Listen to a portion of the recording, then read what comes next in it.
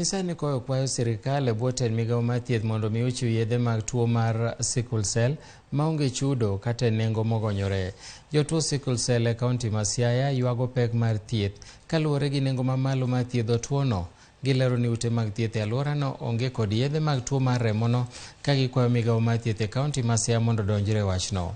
Direkta mar weche thieth e alworano Eunice Fwaya noko ni gisebedo gi midhiero e chiwo yedhego kendo singo ni gibiro konyo jotuogo gibiro neno ni e kinde mabiro alwora ma Nyanza duto biro kedo gi tuo mar sickle cell e yo mowinjore. Mamake ana pesa, kutibu sickle cell ni pesa mingi. Yet itabidi amenunua pesa, amenunua dawa. Ule mwenye alienda kutafuta ugonjwa, serikali inamtibu for free. There's a big difference. We have the community health workers. Just try guide them. Unaweza wapea like last week bado hapo ampata dawa I think. I was like in a crisis, nikaenda kumwambia unaweza kuwa na Brufen, unaweza kuwa na Panadol. Akasema we are here to receive the medicine. I still don't have one. Now medicine yo ndio pati muhimu kabisa hiyo dawa.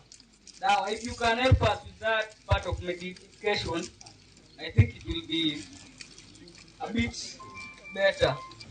I think county government, you need to do more of this sensitization and mobilization. Nimeshangaa kwamba we have so many people who are sick, sickle cell anemia. Nishtuka kwa vile hiyo numbers ni mengi, lakini nimekumbuka nikiambiwa kwamba it's along the lake region. Kwa vile we are prone because of malaria. Kwa hivyo maybe wale watu wa lake region ile tunazidi kuhimiza ni kwamba kama msichana hajaolewa na kijana hajaoa si apime. Interventions to control the disease include provision of prompt and effective management, advocacy. Na hiyo ndio nimesema mweneze hii habari kwa watu wote.